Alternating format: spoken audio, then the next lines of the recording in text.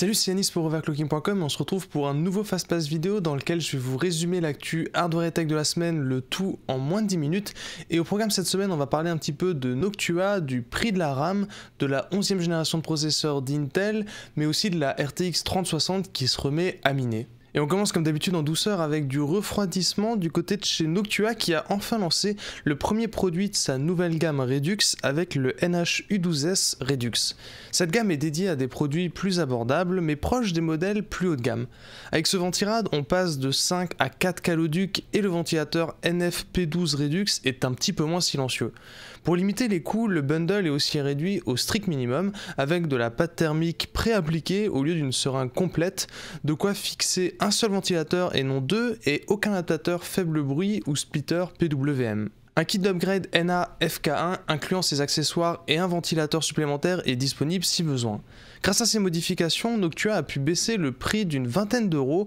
On passe de 70 € pour le NH-U12S classique à 50 € pour ce modèle Redux. Si vous aviez aimé la pâte thermique MX4 d'Arctic, la marque vient de dévoiler une nouvelle version, la MX5. Celle-ci est toujours non conductrice, donc pas de risque de court-circuiter comme avec le métal liquide. On n'a pas d'infos sur la conductivité thermique, mais la plage de température est large de moins 40 à 180 degrés. Corsair de son côté a lancé une nouvelle série de ventilateurs. Il s'agit d'un refresh des SP120 RGB mais en version Elite avec du RGB adressable sur 8 diodes. Le prix est plutôt agressif, 60 € le pack de 3 ventilateurs 120 mm, mais il vous faudra un Lightning Node Core pour gérer le RGB.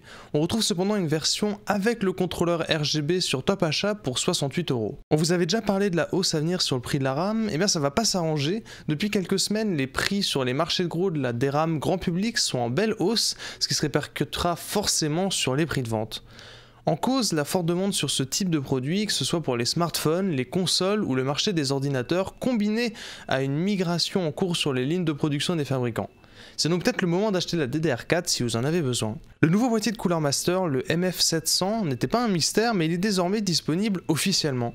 Ce modèle est un open frame à mi-chemin entre le boîtier ouvert qu'on peut accrocher au mur si on le souhaite et la table de bench. Les boîtiers de ce genre étant plutôt rares, ça pourra en intéresser certains. Il est dispo actuellement en précommande à 180 €. La 11e génération d'Intel, nom de code Rocket Lake, est officiellement lancée. On avait eu un bon paquet de rumeurs, mais on est désormais fixé sur les caractéristiques et les prix.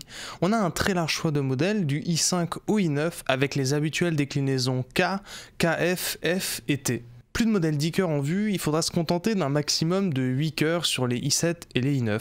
Avec de multiples technologies de boost, le 11900K peut désormais monter jusqu'à 5.3 GHz sur un cœur et 4.8 sur tous les cœurs, mais on ne sait pas combien de temps il peut tenir ces fréquences boost. Côté prix, c'est mitigé, le 11900K, même dans sa version sans partie graphique, a un prix conseillé de 600 €, soit plus que le 10900 KF qui avait été lancé à un peu moins de 500 €. Les i5 et i7 sont un peu mieux placés face aux équivalents d'AMD en Ryzen, mais il faudra voir si cela se vaut côté performance une fois tous les tests publiés. Alors justement pour les performances, il faudra encore attendre un petit peu pour avoir les publications officielles, même si des tests complets sont déjà dispo chez AnandTech et HardwareLux qui ont pu acheter la puce qui a été mise en vente par erreur chez Mindfactory comme on en parlait la semaine dernière. Côté 12e génération, Alder Lake, des informations supplémentaires ont fuité en amont d'un événement que doit tenir Intel le 23 mars pour parler de son futur. Ces slides nous donnent quelques infos supplémentaires sur les futures puces. On devrait bien avoir la gravure en 10 nanomètres super fine, des améliorations d'IPC, la combinaison cœur haute performance et cœur basse consommation, ou encore le support du PCI Express 5.0 avec 16 lignes. La DDR5 à 4800 MHz sans overclocking est aussi de la partie et la DDR4 reste supportée par le contrôleur mémoire intégré au processeur, ce qui laissera le choix aux fabricants de la carte mère entre la DDR4 et la DDR5. On passe à AMD et si jamais vous avez été touché par les soucis d'USB sur les cartes mères B550 et X570, sachez qu'AMD semble avoir identifié l'origine du problème. Une mise à jour de l'AGESA version 1.2.0.2 contiendra le fixe et sera prochainement fournie aux fabricants de cartes mères qui pourront ensuite proposer de nouveaux BIOS pour en profiter. Il va falloir encore un peu de patience pour la réponse d'AMD au DLSS d'NVIDIA. Lors d'une intervention publique, le podcast hebdomadaire de PC World, Scott Erkelman a confirmé que la technologie Fidelity FX Super Résolution d'AMD est toujours en développement. Mais AMD a bien l'intention de la lancer cette année, à voir s'ils tiennent les délais et si les développeurs de jeux intégreront cette techno qui devrait se baser sur l'API Microsoft DirectML. On reparle un petit peu de capacité de production pour terminer avec AMD, car plusieurs sources en provenance de Taïwan confirment ces dernières heures qu'AMD serait en train de récupérer énormément de volume de production chez TSMC sur le 7 nanomètres. Même si on ne verra pas tout de suite les bénéfices de ces capacités de production, ça pourrait permettre une amélioration de la disponibilité des produits d'AMD dans les prochains trimestres, à suivre donc. On commence chez Nvidia avec un petit point sur la 3080 Ti. Les rumeurs semblent converger vers un lancement mi-avril. Peut-être que Jensen Huang en parlera durant sa keynote d'ouverture de la GTC le 12 avril. D'après MyDrivers, on pourrait avoir une puce GA102-250 basée sur la 3090 avec un peu moins d'unités de calcul et 12 Go de GDDR6X. On garde espoir pour un prix de lancement à 999 $, mais avec la situation actuelle, c'est évidemment à prendre avec des grosses pincettes. Pour ne pas changer, on va terminer avec de la crypto-monnaie.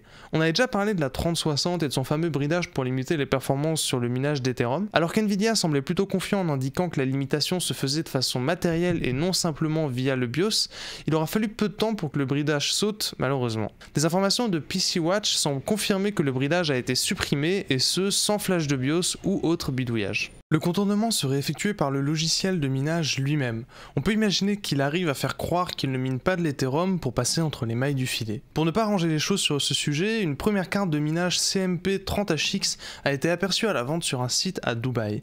Pour rappel, cette carte sans sortie vidéo repose sur une puce similaire à celle de la 1660 Super.